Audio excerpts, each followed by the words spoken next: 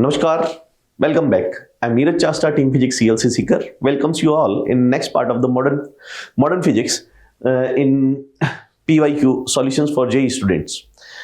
हम लोगों ने मॉडर्न फिजिक्स को लेके पहले दो पार्ट सॉल्व कर रखे हैं, जिसमें हम लोगों ने 2023 से 2024 के जो क्वेश्चंस हैं वो उनके सॉल्यूशन हम लोग प्रोवाइड कर रहे हैं। ऑब्वियसली मॉडर्न फिजिक्स कितना इंपॉर्टेंट टॉपिक है ये आप जानते हैं, और इसमें से बहुत सारे क्वेश्चन आते हैं, तो हम लोग को इस टॉपिक को 3 पार्ट में डिवाइड करना पड़ा, जिसमें हम लोग अब तीसरे पार्ट की ओर चलेंगे।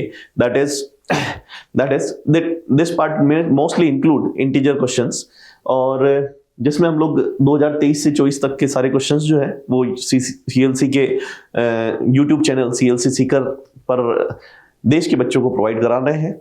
आप लोग को ये अच्छा बेनिफिट मिले, ये हमारी उम्मीद है, ये हमारी कोशिश है, और आप इन सब से अपनी स्किल्स को इंप्रूव कर सकें। चलते हैं हम लोग मॉडर्न फिजिक्स के नेक्स्ट पार्ट पर, that is modern physics third. तो पार्ट 3 फर्स्ट क्वेश्चन जो बोलता है that if the binding energy of ground state of electron in a hydrogen atom is 13.6 electron volt, then energy required to remove the electron from the second excited state of Li plus 2 will be x into 10 to the power minus 1 electron volt. The value of x is. तो इस part में mostly हमारे पास सारे जो question है वो integer type है, और इंटीजर टाइप में देखो अपने को वैल्यूज कैलकुलेट करना, कैलकुलेशन आपको प्रॉपर करनी पड़ेगी। अभी अपने को बोला हुआ है कि हाइड्रोजन के लिए अगर अपन ग्राउंड स्टेट में जो एनर्जी है वो कितनी है अपने पास 13.6। तो अभी ग्राउंड स्टेट की एनर्जी 13.6, एनर्जी क्या होती है, दैट इज 13.6 इंटू क्या होता है जेड स्क्वायर अपॉन क्या होता है एन स्क्वायर इलेक्ट्रॉन वोल्ट में। हाइड्रोजन की ग्राउंड स्टेट का मतलब जेड भी 1 है और एन भी 1 है, तो हमारे पास एनर्जी हो जाएगी 13.6 इलेक्ट्रॉन वोल्ट। उसी जगह पर अगर अपन बोले then the energy required to remove the electron from the second excited state of Li plus. तो Li प्लस 2 के लिए अगर अपन चलते हैं Li प्लस 2, तो Z की वैल्यू हो जाएगी अपने पास कितनी 3, और सेकंड एक्साइटेड स्टेट बोला हुआ है। सेकंड एक्साइटेड स्टेट का मतलब N की वैल्यू जो हो जाएगी, second excited state is N equals to कितना आ जाएगा 3। ठीक है, तो वापस से अगर अपन बात करें तो ये हो जाएगा 13.6 into Z square upon n square in electron volt, और अगर अपन इसको लेके चलते हैं तो 13.6 जेड की वैल्यू भी 3 बन रही है, और Li प्लस 2 के लिए, और n की वैल्यू भी क्या रहेगी सेकंड एक्साइटेड स्टेट में 3 रहेगी। तो ये दोनों कैंसिल, और रिजल्ट आएगा 13.6 इलेक्ट्रॉन वोल्ट सेम 13.6, और इसने 10 टू पावर माइनस 1 बोल रखा है, तो अपन यहाँ पर क्या कर देते हैं, यहाँ पर this will be 136 into 10 to power कितना हो जाएगा -1 इलेक्ट्रॉन वोल्ट। तो अपने पास जो आंसर आ जाएगा the value of x will be equals to how much 136। तो x की वैल्यू जो रहेगी 136 will be the result of first question. चलते हैं अपन अगले क्वेश्चन पर, question number 2। The energy release per fission of a nucleus of X240 is 200 mega electron volt. The energy released if all the atoms of 120 gram of pure X240 is undergone fission is. देखो हमें दे रखा है इसका जो mass number है वो कितना है अपने पास, that is 240 that mass number 240 के हिसाब से अगर अपन चलते हैं तो आपको टोटल ये this is mass number A. अपने को जो गिवन मास है वो कितना हो गया, गिवन मास इज 120 ग्राम। ठीक है, ये 240 इसका मास नंबर दे रखा है, तो इसका मोलर मास जो हो जाएगा वो कितना हो जाएगा तुम्हारे पास, दैट इज 240 ग्राम हो जाएगा, जिसकी वजह से number of moles, given number of moles, given mass upon molar mass को अगर अपन सॉल्व करते हैं तो दिस विल बी 120 अपॉन क्या हो जाएगा 240, या 1/2 मोल्स अपने पास है। ठीक है, सब्सटेंस के अभी 1/2 मोल्स है, और एक फिशन प्रोसेस में 200 mega electron volt energy release हो रही है। तो सारे के सारे ये जो 1/2 मोल्स में नंबर ऑफ मॉलिक्यूल्स कितने हो जाएंगे, नंबर ऑफ मॉलिक्यूल्स या नंबर ऑफ न्यूक्लियस की बात करें तो वो हो जाएगा 1/2 Na। ठीक है, और 1/2 Na को इसने बोल रखा है, Na इसने दे रखा है, तो ये 1/2 करेंगे तो दिस विल बी 3 इंटू 10 पर कितना हो जाएगा 23। तो अपने पास नंबर ऑफ न्यूक्लियस जो है दैट इज 3 इंटू 10 पर 23, और एक फिशन प्रोसेस में हम लोग को यहाँ पर 200 mega electron volt energy release हो रही है, then the total energy release will be equals to n into कितना हो जाएगा 200 मेगा इलेक्ट्रॉन वोल्ट, जिसके अकॉर्डिंग चलते हैं तो ये हो जाएगा n that is 3 into 10 power कितना हो जाएगा 23 इंटू ये बन गया है मेरे पास 200 मेगा इलेक्ट्रॉन वोल्ट, जिसको अगर अपन लेके चलते हैं तो ये बन जाएगा मेरे पास 3 2 6 इंटू 10 पावर कितना हो जाएगा 25 मेगा इलेक्ट्रॉन वोल्ट। तो अपने को 10 पावर 25 में आंसर देना है, तो this will B 6 into 10 power कितना हो जाएगा 6 into 10 power 25 mega electron volt. ठीक है, तो बढ़िया क्वेश्चन है, चलते हैं अपन अगले क्वेश्चन पर, question number 3।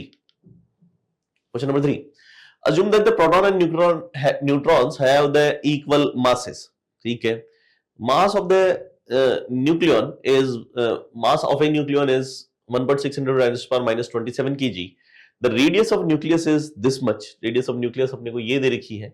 The approximate ratio of the nuclear density of the nuclear density and water density is n into 10 to the power कितना हो जाएगा 13. Then the value of n is, ठीक है।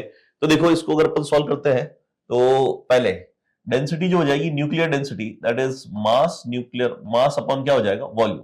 मास की अगर अपन बात करते हैं, एक न्यूक्लियन का मास अपने को ये दे रखा है और टोटल नंबर ऑफ सारे न्यूक्लियंस का मास इक्वल है, तो ये हो जाएगा मेरे पास कितना, that is 1.6 into 10 to the power minus 27 एक न्यूक्लियन का मास है, and total number of nucleons जो हो जाएंगे वो कितने हो जाएंगे अपने पास a।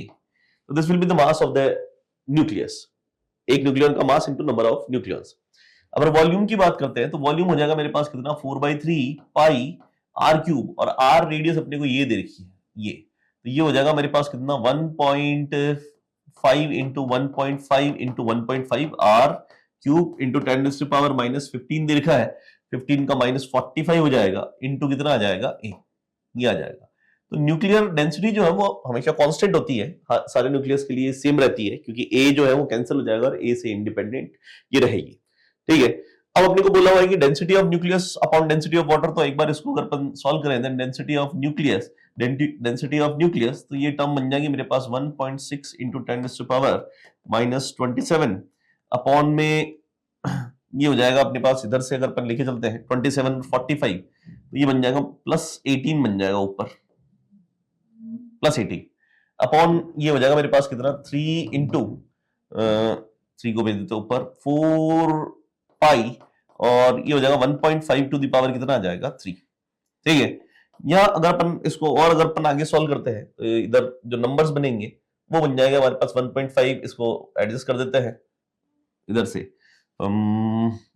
और density of nucleus to the density of water अपने को जो बोल रखा है वो कैलकुलेट करना है। तो दिस इज 3 into 1.6 बाई हमारे पास टर्म जो बन रही है 4 पाई into 1.5 into 1.5 into 1.5, और आगे और चलाते हैं तो ये बन रहा है 10 to the power 18 बन रहा है, और ये 10 to the power अपने पास जो बन रहा है वो कितना बन रहा है density of water. Density of water होती है अपने पास कितनी 10 to the power 3, तो 10 to the power 3 1.5 3 2 times cancel, 2 times इसको कैंसिल करेंगे तो हमारे पास ये जो टर्म बनेगी दिस विल बी 1.6 अपॉन ये बन जाएगा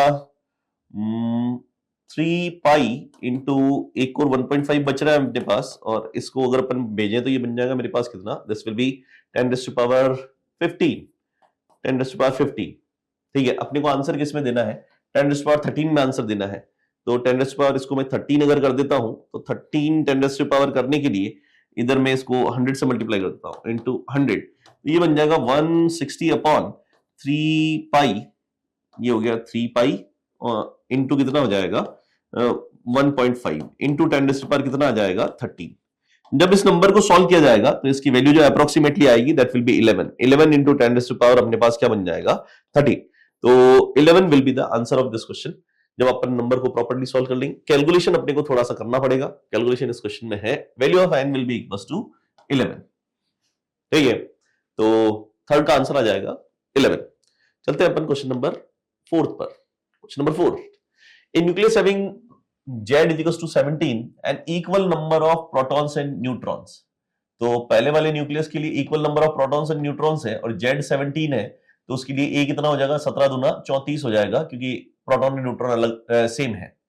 एंड बाइंडिंग एनर्जी की बात करें तो बाइंडिंग एनर्जी पर न्यूक्लियर उसका दे रखा है that is 1.2 mega electron volt. Binding energy per nuclear is 1.2 mega electron volt, ठीक है। Another nucleus of Z is equals to 12 has total 26 nucleon.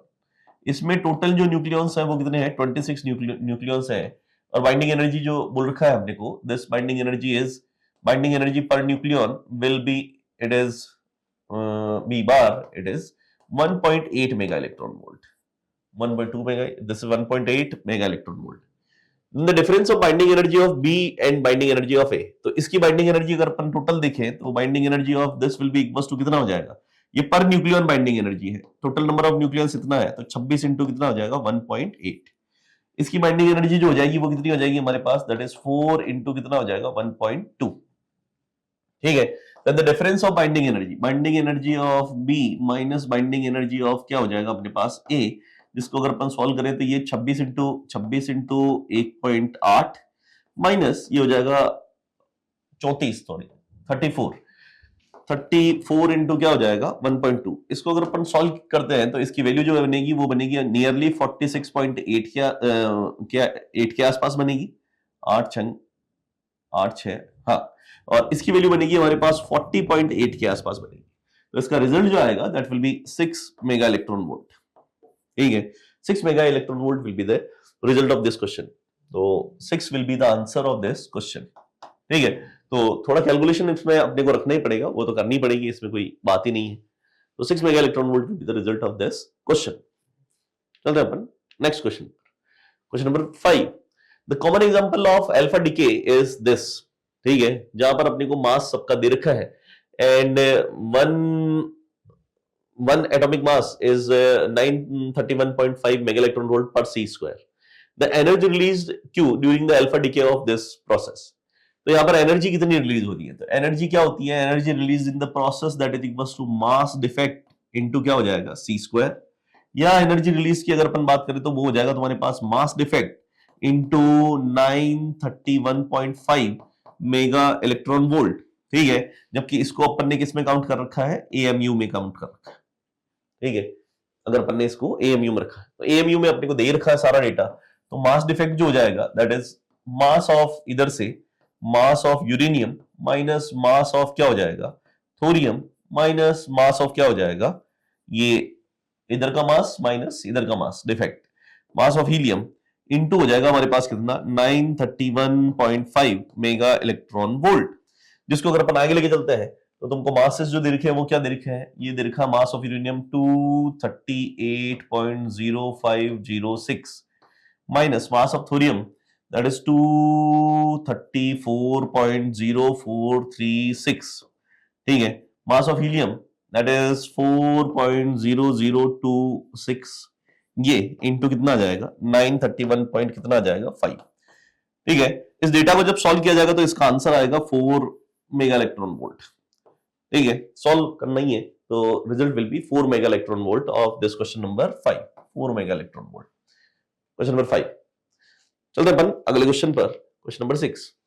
ये बोल रहा है an atom absorb a photon of wavelength 500 nanometre and it emits a photon of wavelength 600 nanometre.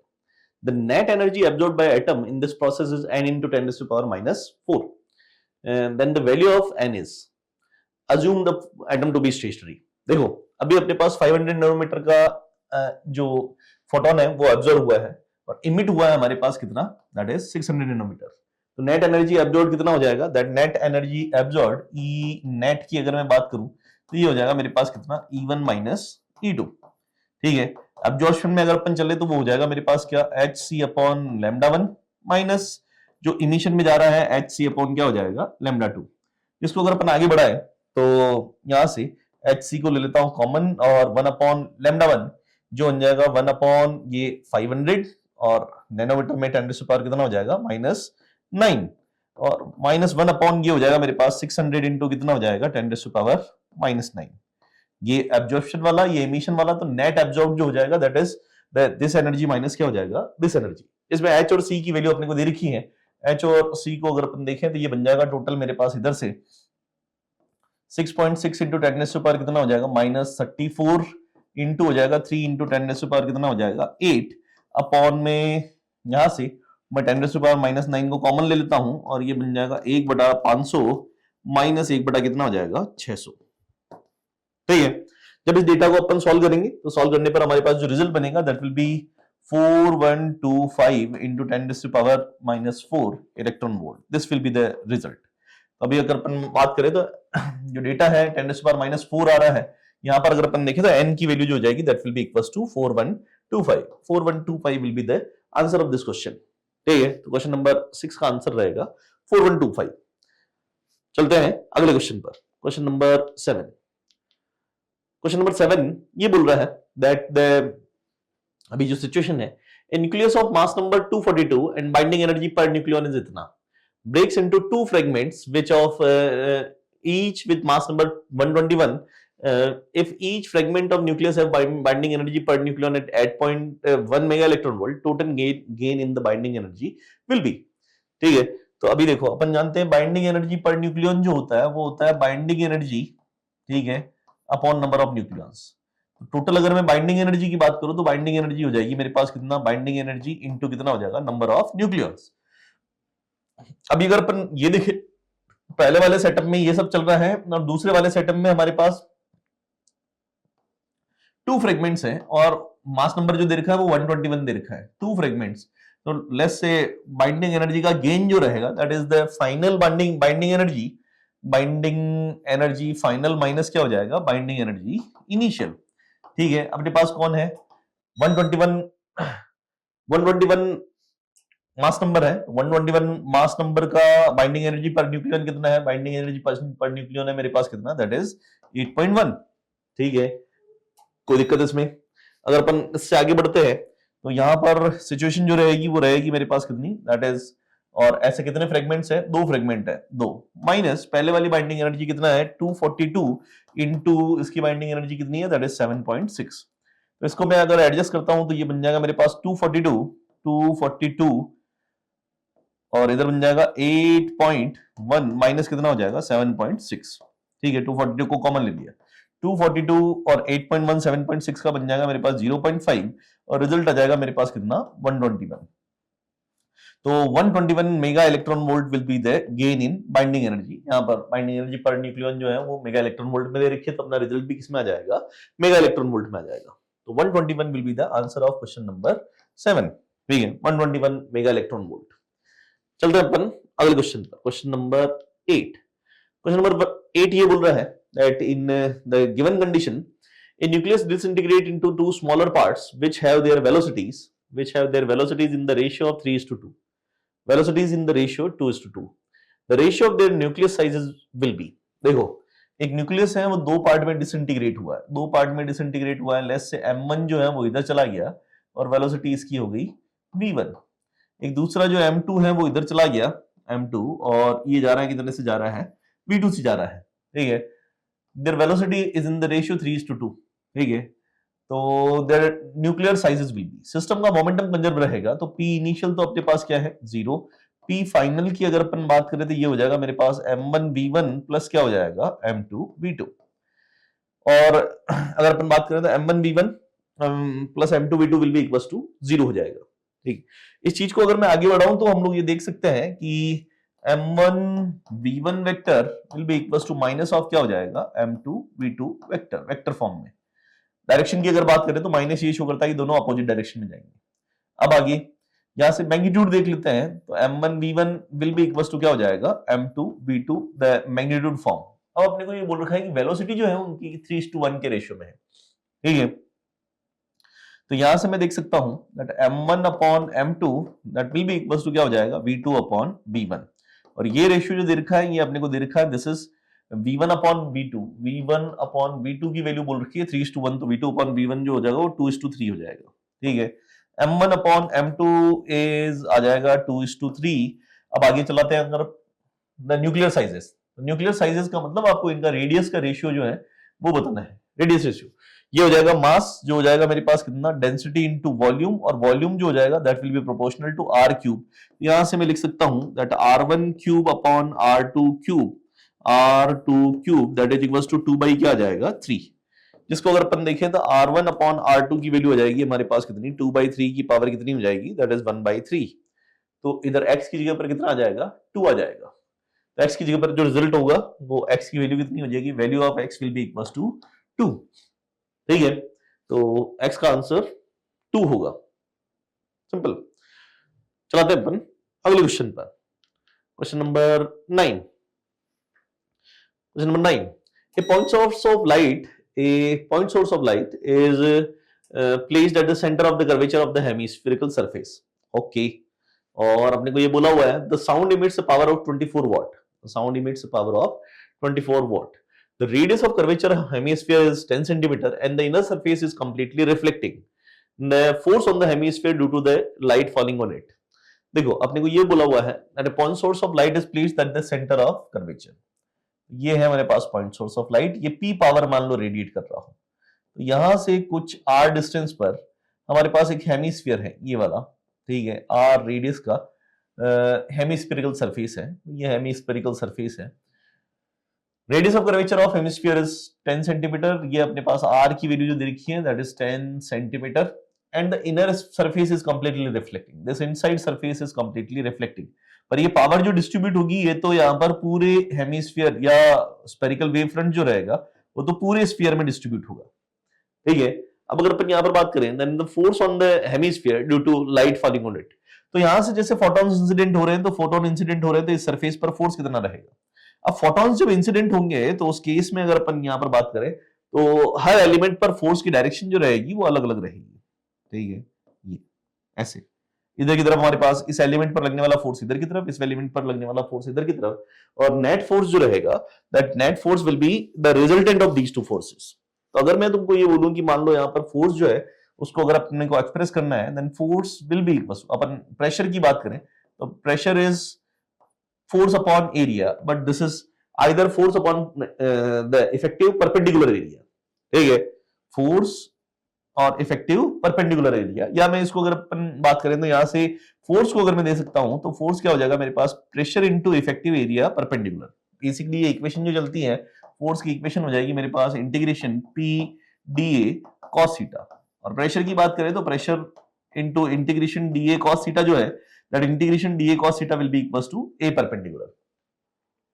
और यहाँ पर effective perpendicular area जो रहेगा, एक हेमिस्फीयर का जो परपेंडिकुलर इफेक्टिव एरिया होता है वो यहां पर हम लोग को कितना दिख रहा है, this is how much 2 pi r square, but इसका इफेक्टिव परपेंडिकुलर एरिया जो रहेगा वो इस सरफेस का एरिया रहेगा that will B integration dA cos theta, जो बन जाएगा मेरे पास कितना, पाई r स्क्वायर। तो फोर्स जो हो जाएगा दैट इज P इंटू कितना हो जाएगा, this is pi r square.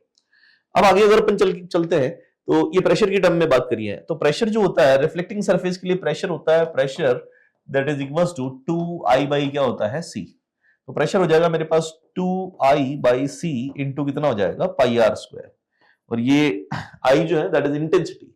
अब इंटेंसिटी अगर मेरे को यहाँ कैलकुलेट करनी है तो इंटेंसिटी जो होती है वो होता है यहाँ पर, ये पावर जो है वो कितने में डिस्ट्रीब्यूट हुई है, इस पूरे हेमिस्फीयर में डिस्ट्रीब्यूट हुई है, तो यहाँ से force, this force it is 2 by C, और ये जो हो जाएगा intensity, this is power upon area, तो पावर PW अपॉन एरिया कितने एरिया में डिस्ट्रीब्यूट हुई है, this is 4 pi r square, क्योंकि ये स्पेरिकल सरफेस जो है वो यहाँ पर अपन बात कर रहे हैं। या अगर तुमको आधे स्फीयर की बात करनी तो इसमें आने वाली पावर भी कितनी होगी, हाफ होगी, तो हाफ पावर कंसिडर कर सकते हो, ठीक है। तो हाफ पावर अपॉन 2 पाई r स्क्वायर या total power upon the total area in which the power is distributed into कितना हो जाएगा, पाई r square.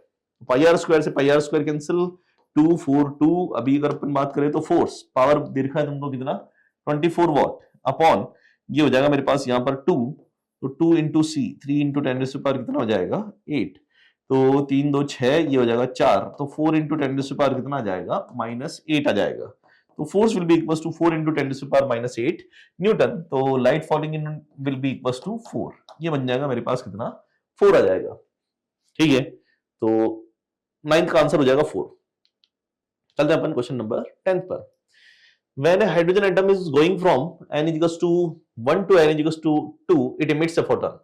The recoil speed is x by 5, where x is, एक हाइड्रोजन एटम में अगर एक photon जो है वो इमिट हो रहा है तो रिकॉइल स्पीड की अपने को बात करनी है, ठीक है। तो सिचुएशन ये है कि जैसे हाइड्रोजन एटम में एक फोटोन इमिट होता है, वो फोटोन जो इमिट हो रहा है वो यहाँ से लैम्डा वेवलेंथ का फोटोन इमिट हो रहा है, तो हाइड्रोजन का मास ये रहा और ये सिस्टम रिकॉइल स्पीड v से जाएगा, ठीक है। तो v की वैल्यू पता करनी है, सिस्टम का मोमेंटम कंजर्व रहेगा, तो फोटोन का जो मोमेंटम होता है वो होता है h बाई कितना हो जाएगा, लैम्डा, ठीक है, h बाई लैम्डा, और जो रिमेनिंग सिस्टम रहेगा उसका जो मोमेंटम हो जाएगा mv। और फोटोन सॉरी मोमेंटम कंजर्वेशन में दोनों का मोमेंटम इक्वल और अपोजिट डायरेक्शन में रहेगा, तो यहां से मैं लिख सकता हूं mv will be equals to h upon क्या हो जाएगा मेरे पास, लैम्डा।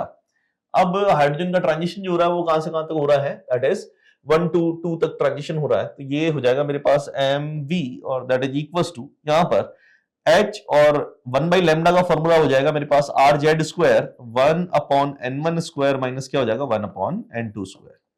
तो पुटिंग ऑल द वैल्यूज, मेरे को V की वैल्यू पता करनी है। M हाइड्रोजन का मास दे रखा है अपने को 1.6 इंटू 10⁻⁻, कितना चल रहा है, -27।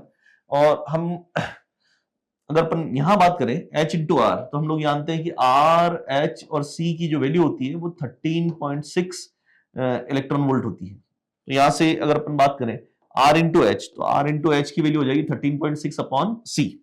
ठीक है, मैं इसको लिख सकता हूं 13.6 अपॉन C, और इलेक्ट्रॉन वोल्ट में है ये, तो 1.6 इंटू 10⁻⁻ कितना हो जाएगा, माइनस का 19। और हाइड्रोजन के लिए Z की वैल्यू हो जाएगी मेरे पास 1 का स्क्वायर 1 अपॉन N1 स्क्वायर, तो ये क्या हो जाएगा मेरे पास 1 अपॉन 1 स्क्वायर माइनस 1 अपॉन क्या हो जाएगा 2 स्क्वायर। जिसको आगे लेके चलते हैं, 1.6 से 1.6 कैंसिल, ठीक है, ये 1 स्क्वायर हो गया इलाज। ठीक है, 27 माइनस का, तो इसको इधर अगर अपन भेजते हैं तो ये बन जाएगा मेरे पास इधर से, यहां से वैल्यूज की अगर अपन बात करें तो v will be equals to, ये जो टर्म बनने वाली है कि इधर, इसको इधर लेके आता हूं, तो 13.6 अपॉन c की वैल्यू जो हो जाएगी वो हो जाएगी मेरे पास कितनी, दिस इज 3 इंटू 10⁻8 और 10⁻⁻27 यहां हो जाएगा, 10⁻⁻19 जो है वो इधर चल रहा है, और यहां बन जाएगा 1 माइनस 1/4 जो बन जाएगा 3/4 आ जाएगा, 3/4।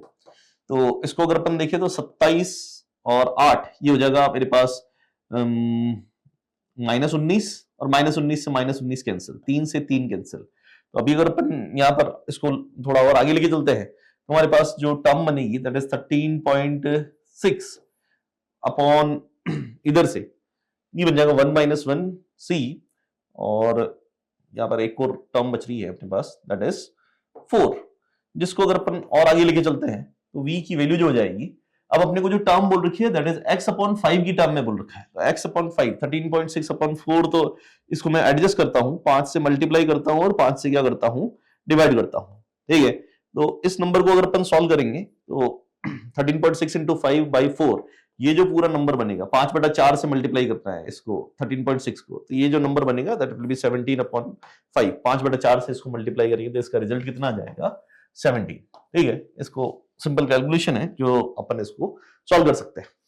ठीक है, 13.6 5/4, तो 5/4 कितना हो जाएगा 1.2, जिसकी वैल्यू जो बनेगी वो अपने पास कितनी बनेगी, दैट इज 17 बाई कितना हो जाएगा 5। ठीक है, चलते हैं अपन अगले क्वेश्चन पर। अगले क्वेश्चन को अगर अपन देखें then next is hydrogen atom is bombard with electrons accelerated through a potential difference of v। ठीक है, हाइड्रोजन एटम को अपन ने बॉम्बार्ड किया है एक electrons which are accelerated through potential difference of v which cause excitation of hydrogen atoms. ठीक है, if the experiment is being performed at t equals to 0 Kelvin, the minimum potential difference needed to observe the Balmer series line in the emission spectrum, ठीक है, will be alpha by 10 v। देखो emission में अपने को बामर series बन रही है, ठीक है, तो ये है मेरे पास n इक्वल्स टू 1 और इधर हो गया n इक्वल्स टू कितना है 2, n इक्वल्स टू हो गया मेरे पास 3। ठीक है, और इधर कुछ वोल्टेज से अपने पास क्या हो रहा है, इलेक्ट्रॉन जो है वो इंसिडेंट हो रहा है, electron bombard with electrons accelerated, इस पर इलेक्ट्रॉन इंसिडेंट हो रहा है। अपने को बामर सीरीज में लाइन मिले, तो बामर सीरीज में लाइन मिलने के लिए ट्रांजिशन जो होना चाहिए वो 3 से 2 का ट्रांजिशन होना चाहिए। ये जो आएगा ये इमिशन स्पेक्ट्रम में बामर सीरीज में लाई करेगा। ठीक है, और ये मिनिमम कंडीशन रहेगी, इससे ज्यादा ऊपर जा सकता है पर एटलीस्ट आपको थर्ड ऑर्बिट में तो इलेक्ट्रॉन को लेके जाना पड़ेगा, तब जाके बामर सीरीज में क्या होगा, एक फोटोन इमिट होगा। अब अपने पास ग्राउंड स्टेट में क्योंकि 0 केल्विन पर बोला है तो इलेक्ट्रॉन अभी ग्राउंड स्टेट में है और अपने को एटलीस्ट उसको पहुंचाना है कौन सी स्टेट में, यहाँ पर इधर पहुंचाना है, थर्ड ऑर्बिट में पहुंचाना है, ताकि आपको इमिशन स्पेक्ट्रम में बामर सीरीज मिले। तो उसके लिए अपने को कितना वोल्टेज चाहिएगा, यानी कि आपको एक्साइटेशन वोल्टेज बताना है। तो एक्साइटेशन वोल्टेज जो होता है वो अभी अगर अपन वापस से बात करें तो energy that is equals to, ये हो जाएगा 13.6, ये 1 अपॉन ये हो जाएगा n1 स्क्वायर माइनस क्या हो जाएगा 1 अपॉन n2 स्क्वायर। ठीक है, और इलेक्ट्रॉन वोल्ट में अपने को क्या चाहिएगी, एनर्जी चाहिएगी। ठीक है, या अगर अपन ये देखें तो ये बन जाएगा मेरे पास कितना 13.6 1 अपॉन n1 जो बन जाएगा 1 माइनस दिस विल बी इधर से 1/3 का क्या हो जाएगा होल स्क्वायर हो जाएगा, दिस इज इलेक्ट्रॉन वोल्ट। ठीक है, इसको अगर मैं यहां बोलूं तो ये बन जाएगा मेरे पास कितना 13.6 और ये बन जाएगा हमारे पास कितना 1/9, तो 8/9 इलेक्ट्रॉन वोल्ट हो जाएगा। ठीक है, आ रही बात समझ में।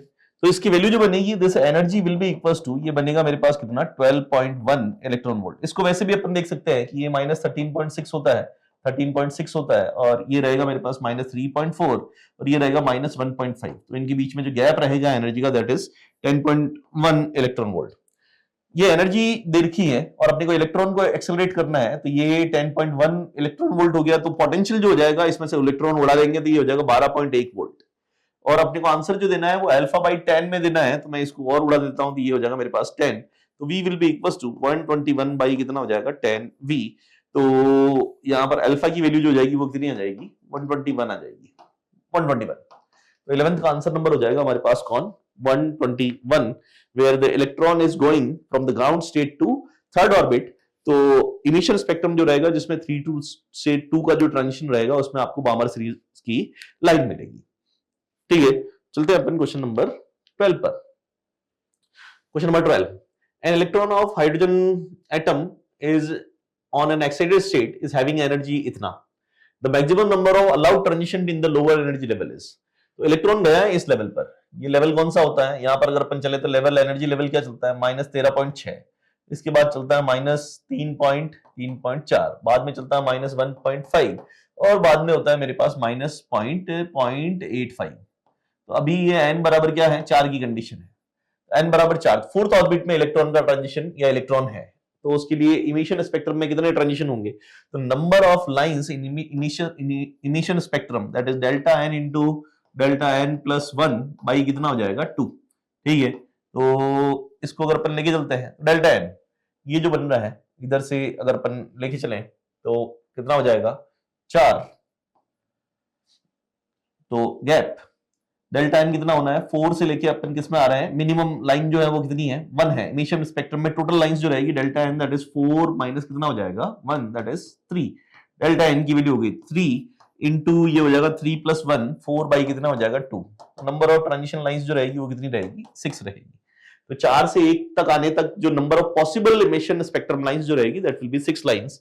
जो ऐसे हो सकता है, 6 कैसे हो सकती है, 4 से 3 में, 3 से 2 में और 2 से 1 में, एक तो ये हो गया। ठीक है, फिर 4 से सीधा 2 में और फिर 1 में, 4 से 2 में।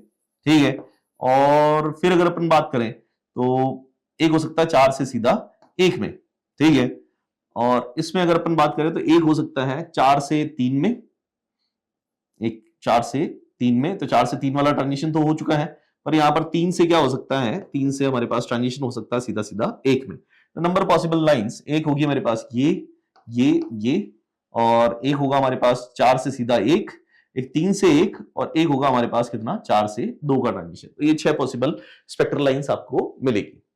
ठीक है, तो 121 12 का आंसर नंबर हो जाएगा 6। चलते हैं अपन अगले क्वेश्चन पर। Question number 13। क्वेश्चन नंबर 13 ये बोल रहा है, if Rydberg constant is r, the longest wavelength of radiation in Paschen series will be alpha upon 7r where alpha is।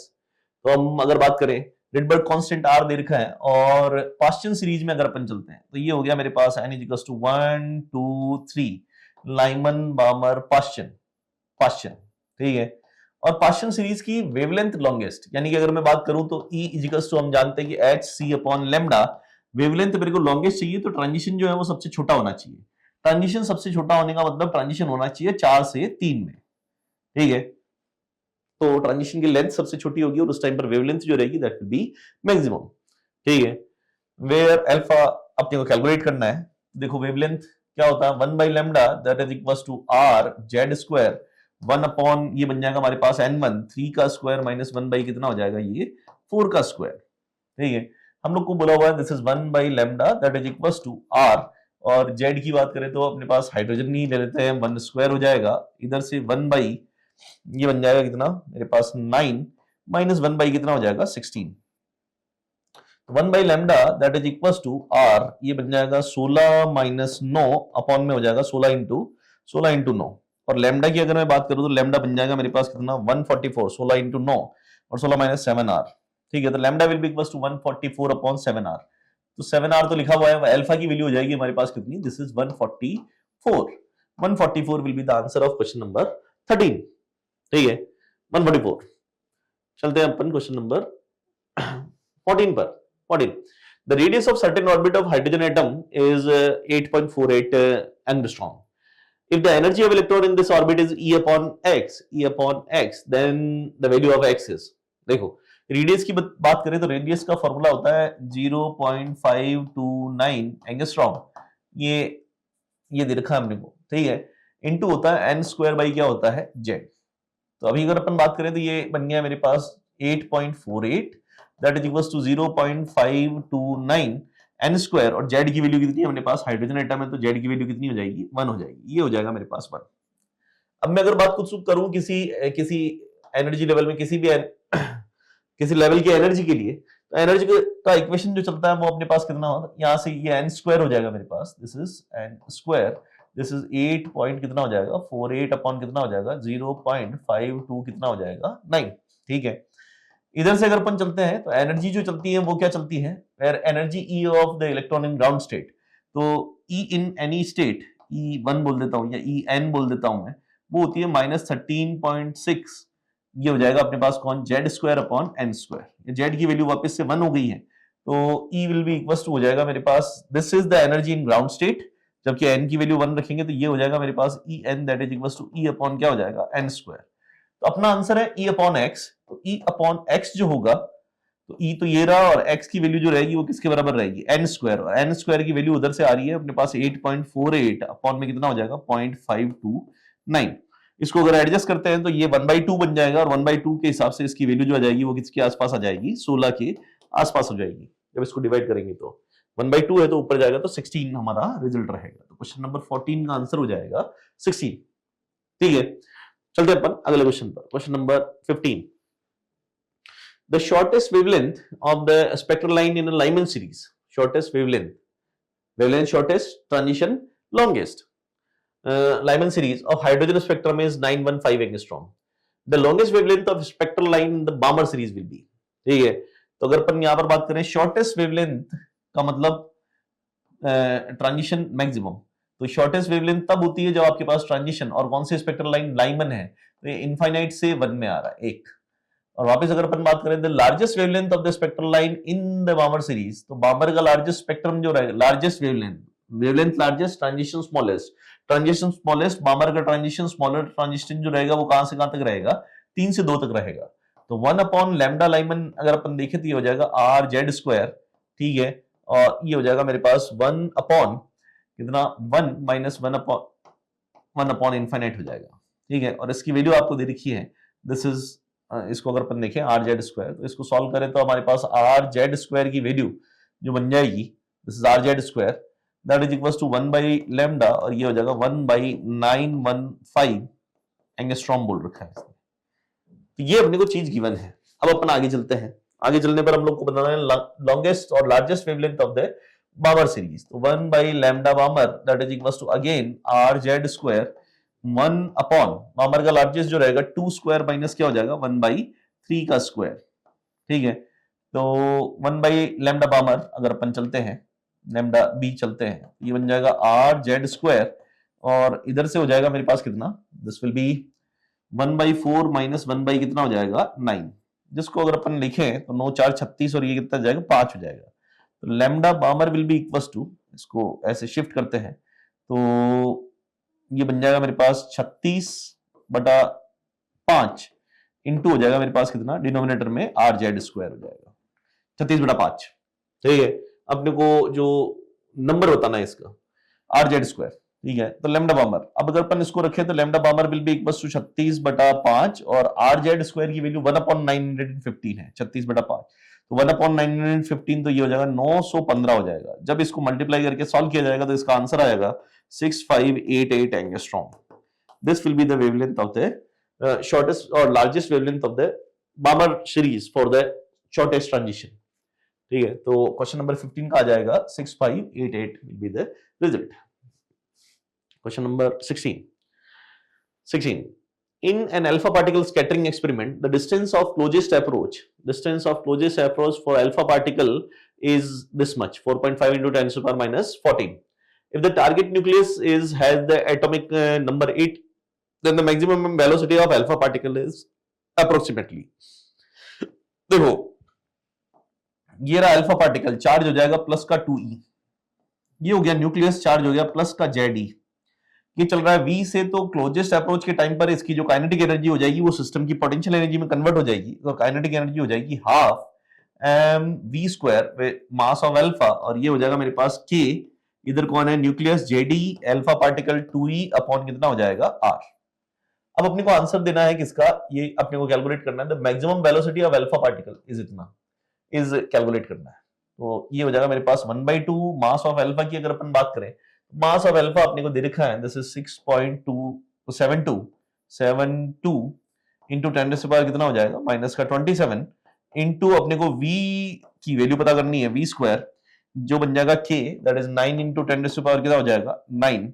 z की वैल्यू अपने को दे रखी है, z इज हाउ मच 80, और e² की बात करें तो ये e² जो हो जाएगा मेरे पास कितना हो जाएगा 1.6 इंटू 10⁻⁻19 का क्या हो जाएगा whole square upon distance of closest approach आपको बोल रखी है, दैट इज 4.5 इंटू 10⁻³ कितना आ जाएगा माइनस का 14 आ जाएगा। ठीक है, तो इस इक्वेशन को जब सॉल्व किया जाएगा तो v की वैल्यू जब अपन कैलकुलेट करेंगे तो v की वैल्यू निकल के आएगी 156। ठीक है, value of v in this question, ये सॉल्व करना है, कैलकुलेशन है, सब चीजें इसमें अरेंज कर रखी है अपन ने, तो v की वैल्यू बन जाएगी 156 will be the result of this question, question number 16। Half mv² kinetic energy of alpha particle will be converted into potential energy of the system, question number 16।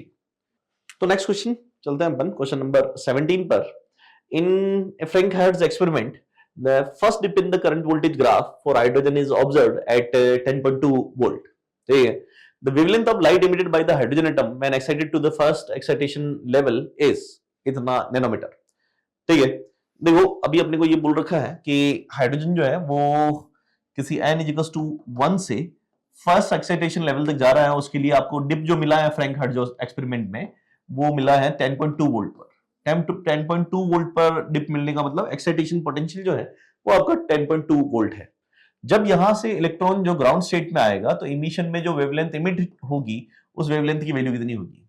ठीक है, तो फर्स्ट एक्साइटेशन लेवल इज इतना nm, ये बताना है, wavelength अपने को बताना है, the wavelength of light emitted by the hydrogen atom when. तो वापस से अगर मैं बात करूं कि यहां पर ये ट्रांजिशन जो रहेगी उसकी जो एनर्जी रहेगी 10.2 अपने पास एक्साइटेशन पोटेंशियल है, तो जो एनर्जी हो जाएगी वो कितनी हो जाएगी 10.2 इलेक्ट्रॉन वोल्ट। हम ये जानते हैं कि एनर्जी जो होती है वो क्या होती है, that energy is equals to 12400 upon lambda is placed in angstrom, और रिजल्ट आएगा किसमें इलेक्ट्रॉन वोल्ट में। यहां से अगर अपन देखें तो ये हो जाएगा मेरे पास कितना 12400 और लैम्डा अपने पास आएगा इधर एंगस्ट्रॉम में।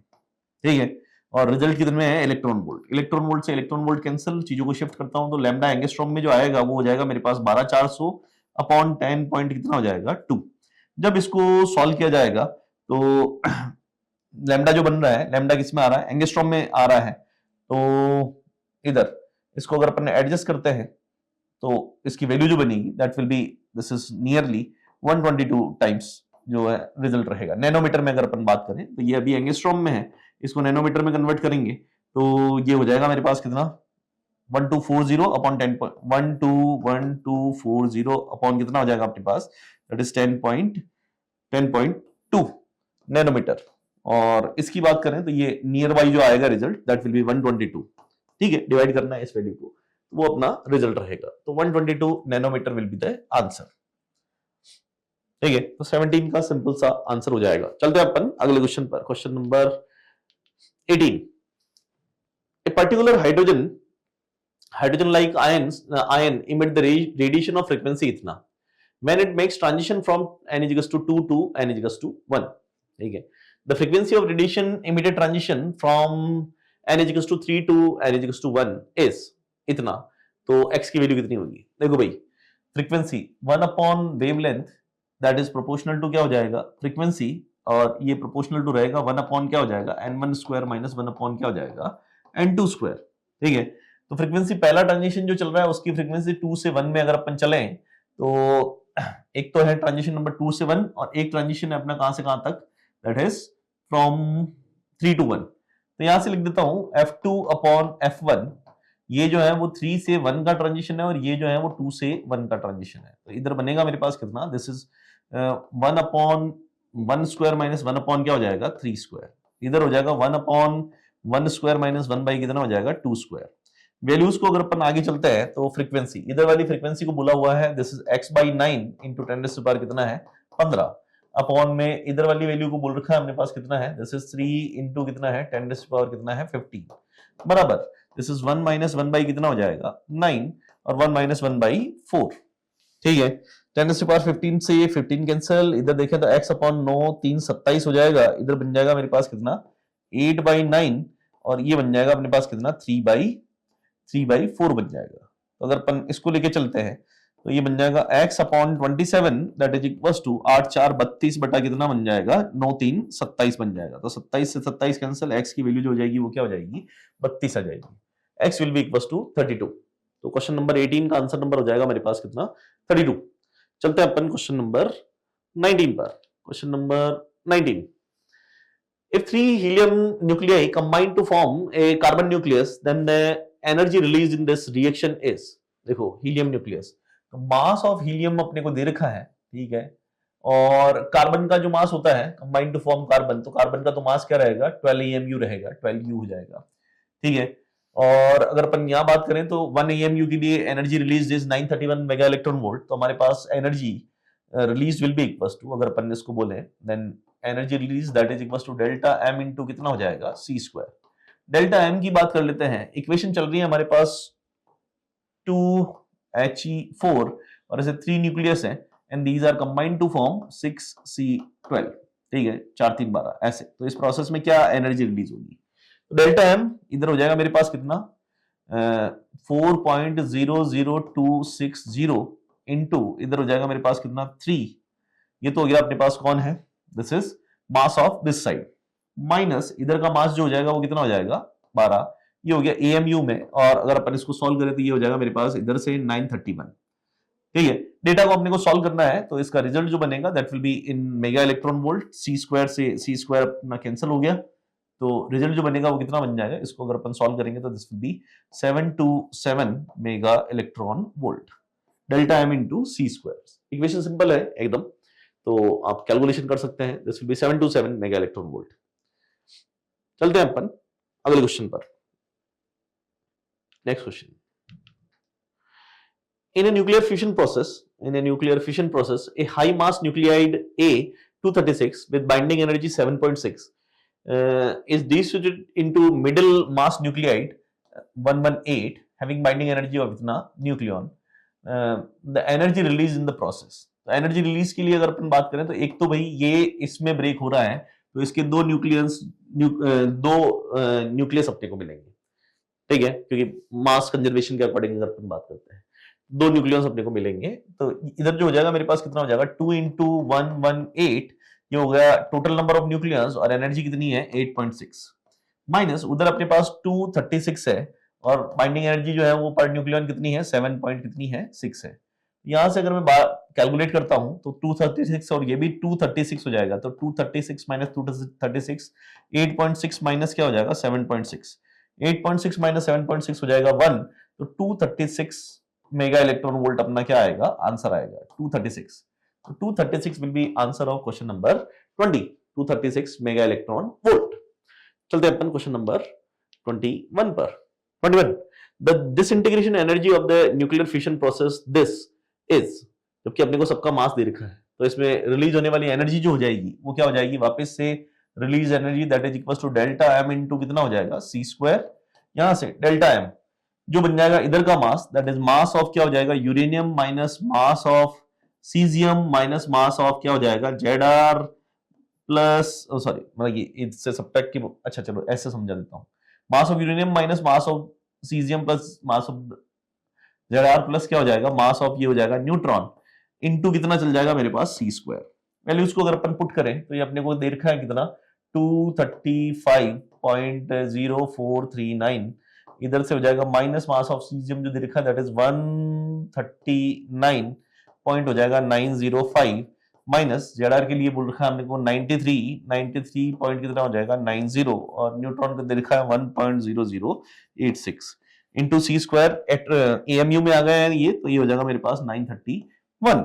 जब इसको सॉल्व किया जाएगा तो इसका रिजल्ट बनता है 208 mega electron volt will be the energy released. तो 208 मेगा इलेक्ट्रॉन वोल्ट हम लोग को रिजल्ट मिलेगा। कैलकुलेशन आपको परफॉर्म करनी पड़ेगी, इसमें कोई बात ही नहीं है, वो तो करना ही है। न्यूक्लियर फिजिक्स में थोड़ा सा बड़ी कैलकुलेशन आती है, वो भी आपको देखना है। क्वेश्चन नंबर 22 पर चलते हैं। Question number 22, a nucleus has mass number A and volume V1. Another nucleus have mass number A2 and volume V2. The relation between mass number is A1 is equals to 4A2. Then V1 upon V2 upon V1 will be equals to. तो हम लोग जानते हैं कि volume of the nucleus is proportional to mass number, ठीक है। तो V2 upon V1 will be equals to, ये हो जाएगा मेरे पास A2 अपॉन A1, और A2 अपॉन A1 की बात करते हैं, इसको इधर भेज देता हूं, तो A2 अपॉन A1 की वैल्यू कितनी हो जाएगी, 4 आ जाएगी। तो this will B 4, A2 upon A1 will be equals to 4. तो V2 upon V1 will also be equals to 4. चलते हैं अपन अगले क्वेश्चन पर। Question number 23, the mass defect in a particular reaction is 0.4 gram. The amount of energy liberated in this reaction is n into 10 to the power 7 kilowatt hour, where n is the speed of light is this, ठीक है। तो अगर अपन ये देखें कि जो energy release हो रही है उसके हिसाब से अगर अपन चलते हैं, एनर्जी रिलीज इज, चलो थोड़ी सी बात करेंगे पहले तो किलोवाट आवर की बात। 1 किलोवाट आवर ये बन जाएगा मेरे पास, 1 किलो का मतलब 10 to the power 3 वॉट, तो ये वॉट हो ही जाएगा। और आर को अगर अपन देखें तो ये हो जाएगा 3600, ये बन जाएगा मेरे पास कितना, सेकंड। तो हमारे पास 36 into 10 to the power 5 what into second जो है ये बन जाएगा जूल। तो एनर्जी जो रिलीज हो रही है वो 36 इंटू, अभी अगर अपन बात करें तो mass defect that is delta m into कितना हो जाएगा, सी स्क्वायर, ठीक है। तो अपने को एनर्जी रिलीज की वैल्यू बोल रखी है, that is an into 10 to the power 7, और ये किलोवाट आवर में दे रखा है, तो किलोवाट आवर की वैल्यू जो हो जाएगी वो हो जाएगी 36 इंटू 10 to the power कितना हो जाएगा, 5। डेल्टा एम की वैल्यू दे रखी है तुमको 0.4 ग्राम का मतलब 10 to the power -3, और ये हो जाएगा मेरे पास आगे c square that is 9 into 10 to the power कितना हो जाएगा, 60, ठीक है। तो इक्वेशन को जब अपन सॉल्व करेंगे तो देख लो, यहां से अगर अपन यू देखें तो ये 10 to the power -3, तो ये प्लस का 13 बन जाएगा। एक इसको और शिफ्ट कर देता हूं तो ये प्लस का 10 to the power कितना हो जाएगा, 12 बन जाएगा। 9 4 36 हो जाएगा, और यहां से अगर अपन देखें ये 12 बन गया, ठीक है। 7 5 इधर से बन गया, ये मेरे पास कितना हो गया है, 12। तो n this is 10 to the power 7 and 5 12, और ये भी 10 to the power 12 बच रहा है, तो n की वैल्यू कितनी आ जाएगी, 1 आ जाएगी। Then answer for this question will be equals to 1। 23 का 1 विल बी द रिजल्ट। तो नेक्स्ट क्वेश्चन है, that is a star has 100 helium composition, okay, it starts to convert 3 He into 1 carbon by a triple alpha process, ठीक है।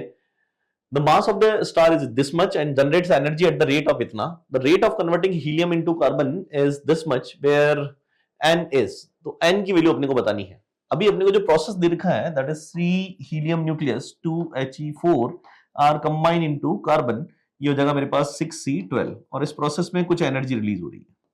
तो इस energy release होने की बात करें तो एनर्जी रिलीज कितना हो जाएगा, डेल्टा एम इंटू कितना हो जाएगा, सी स्क्वायर, जिसको अगर अपन देखें तो इधर से अगर अपन देखें तो 3 इंटू हीलियम का मास दे रखा है तुमको कितना, 4.0026, ठीक है, माइनस कार्बन का जो मास रहेगा वो कितना हो जाएगा, 12, और सारी बात एएमयू में चल रही है तो अपन इसको कर देते हैं 931 मेगा इलेक्ट्रॉन वोल्ट। इसको अगर अपन बोले तो ये हो जाएगा 12.0078 माइनस 12 इंटू कितना हो जाएगा, 931 मेगा इलेक्ट्रॉन वोल्ट, ठीक है। तो this will B basically 0.0078 into कितना हो जाएगा, 931 मेगा इलेक्ट्रॉन वोल्ट, ठीक है। तो इसको अगर अपन देखें तो 9 इंटू 0.78 आ जाएगा, तो ये अप्रोक्सीमेटली 7.2 मेगा इलेक्ट्रॉन वोल्ट के आसपास आएगा, ठीक है। इसकी वैल्यू जो रहेगी, इसको अगर अपन सॉल्व करते हैं तो अब आगे, ठीक है। अब हम लोग को बोला हुआ है कि पावर जनरेशन जो है, energy is produced at the rate, तो पावर अपन जानते हैं that is the energy produced per unit क्या हो जाएगा, टाइम। एक रिएक्शन में इतनी एनर्जी रिलीज हो रही है, दिस इज 7.2, इसको मल्टीप्लाई करने के बाद आप इसको प्रॉपर मल्टीप्लाई करके देख सकते हैं। लेट अस कंसीडर यहाँ पर n रिएक्शंस हो रही हो, ऐसी n रिएक्शंस चल रही हैं, then power produce will be equals to n reactions, सारी रिएक्शंस में हर रिएक्शन में इतनी एनर्जी रिलीज हो रही है अपॉन कितना हो जाएगा, t। पावर की वैल्यू की बात करें अगर अपन तो ये हो जाएगा मेरे पास कितना 5.8080 इंटू 10 कितना हो गया 30 n number of reactions per unit time जो है वो रेट ऑफ रिएक्शन अपने को दे रखा है दिस इज n इंटू 10 कितना n इंटू 10 कितना हो जाएगा 42 ठीक है। और एनर्जी रिलीज जो मिल रही है वो आपको मिल रही है 7.2 और मेगा का मतलब 10 कितना हो जाएगा ये दिस विल बी 10 और इलेक्ट्रॉन वोल्ट का मतलब 1.6 इंटू 10 कितना हो जाएगा -19 ठीक है। तो अभी अगर अपन यहां पर बात करते हैं तो हम लोग को ये जो डेटा दे रखा है उसको अगर अपन सॉल्व करते हैं तो सॉल्व करने पर पूरी इक्वेशन को जब सॉल्व करेंगे तो n की वैल्यू जो निकल के आएगी वो आएगी हमारे पास कितनी 5 तो result will be 0.5 of this equation ठीक है। तो पावर दे रखा है n की वैल्यू अपने को कैलकुलेट करनी है तो हम लोग को इसको सॉल्व करके देख सकते हैं this will be this equation we need to solve ठीक है। ये बन जाएगा भाई 48 बन जाएगा 48 और इधर चल रहा है 19 तो ये 30 के ऑर्डर का आ जाएगा सब कैंसिल हो जाएंगे और ऑर्डर आपका जो रहेगा डेसिमल के पहले प्लेस पर ही हो जाएगा ठीक है। तो ये हमारा क्वेश्चन एक स्टैंडर्ड प्रोसेस रहेगा बढ़िया क्वेश्चन है। चलते हैं अपन अगले क्वेश्चन पर क्वेश्चन ओके। तो हम लोगों ने 2023 और 2024 के सारे इंटीजर क्वेश्चंस भी सॉल्व किए। पहले वाले पार्ट्स में हम लोगों ने ऑब्जेक्टिव टाइप क्वेश्चंस को कंप्लीट किया था। मैं उम्मीद करता हूं ये हमारी कोशिश जो है ये आप लोग के लिए बहुत ही फायदेमंद साबित होगी। This is for today thank you very much.